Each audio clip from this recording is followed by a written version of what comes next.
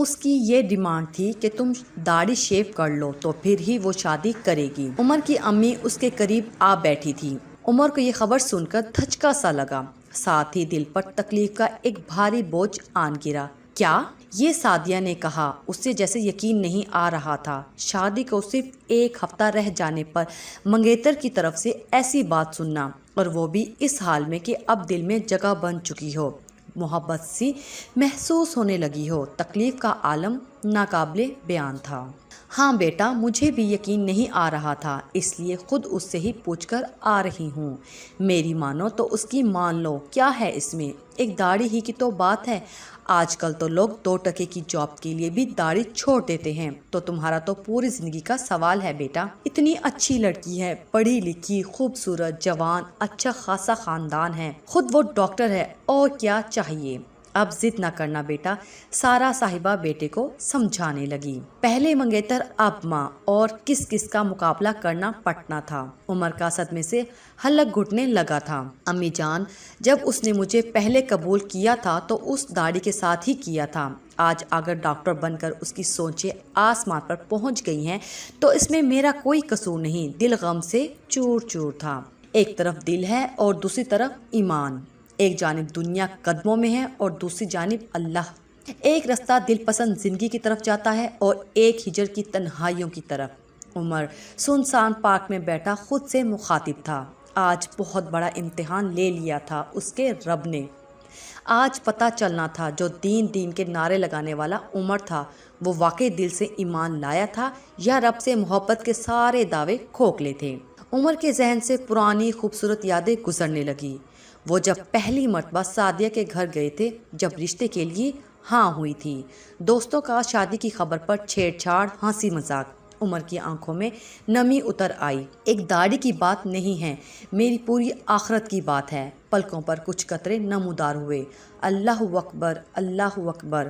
قریبی مسجد سے آذان گونجنے لگی۔ اللہ اکبر، اللہ سب سے بڑا ہے۔ بے شک اللہ سب سے بڑا ہے، سب سے پہلے بھی ہے اور سب خواہشات سے اوپر بھی ہے۔ عمر دل ہی دل میں بے اختیار کہہ اٹھا، آج مجھے بھی ایک بدر لڑنی ہے، ایک احد پر قربان ہونا ہے، پر میری دفعہ میدان میرا دل بنا ہے، ہر خواہش قربان ہے تجھ پر میرے محبوب، اس دل پر آج میں خود چھری چلا دوں گا۔ دکھ سے آواز رند گئی۔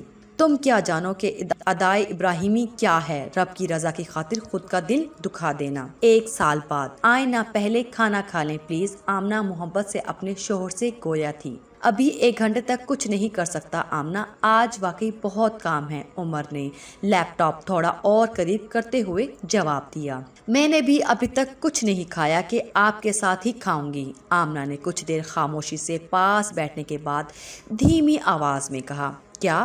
ارے پہلے کیوں نہیں بتایا؟ عمر نے سب کام چھوڑ کر اپنا رخ پوری طرح اپنی بیوی کی جانب پھیر لیا۔ اور اب بہت بھوک لگ رہی ہے، آمنہ نے سوال نظر انداز کرتے ہوئے دکھی سا منہ بنایا۔ عمر اپنی ہنسی نہ روک سکا۔ حیرت ہے، میڈم کو تو 1 منٹ بھوک برداشت نہیں ہوا کرتی، آج 3 گھنٹے کیسے گزار لیے؟ آمنہ بھی مسکرا دی۔ لگاؤ پھر کھانا۔ جی جناب، ملکہ عالیہ بھوکی ہوں اور ہم خیال نہ کریں، ایسا ممکن ہے بھلا؟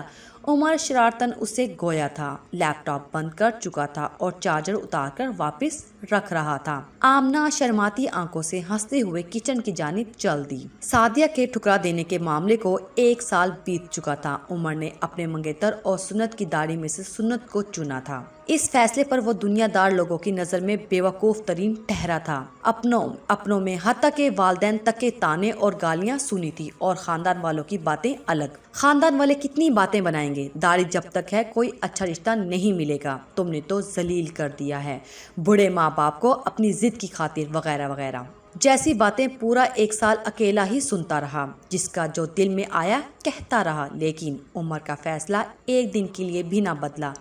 ہاں، تکلیف تو بہت ہوتی تھی ایسے رویوں سے، لیکن اللہ کا قرآن اور ذکر ایسی چیزیں تھی جو اس کی ہمت بنی رہی۔ سچ ہے، نماز اور ذکر نہ ہو تو انسان تو پاگل ہی ہو جائے۔ اللہ نے ایسے صبر پر استقامت بھی پھر کمال کی عطا کر دی تھی۔ حقیقی بات کہ وہ رب اپنی خاطر اٹھے انسان کو کبھی مرنے کے لیے اکیلا نہیں چھوڑ دیتا، لیکن اس لیول پر آنے کے لیے پہلا قدم خود اٹھانا پڑتا ہے، ثبوت دینا پڑتا ہے کہ واقعی آپ کے لیے اللہ ہی سب سے زیادہ قیمتی ہے۔ اس کے بعد ڈرپوک سے ڈرپوک ترین انسان کا دل بھی پہاڑ کی طرح مضبوط ہو جاتا ہے، اسے وہ مضبوطی عطا کر دی جاتی ہے جو اس کے قدموں کو رب کے سامنے پر جما دے، اس طرح کہ پھر دنیا کی کتنی بھی سخت ہوائیں چلیں اسے گرا نہیں سکتی، اس راستے سے ہٹا نہیں سکتی۔ لیکن اس راہ پر صرف دکھ، تکلیف اور محرومیاں ہی نہیں ملتی، بلکہ انسان وقتاً فوقتاً انعام سے بھی نوازا جاتا ہے، جیسے آج عمر کو نوازا گیا تھا۔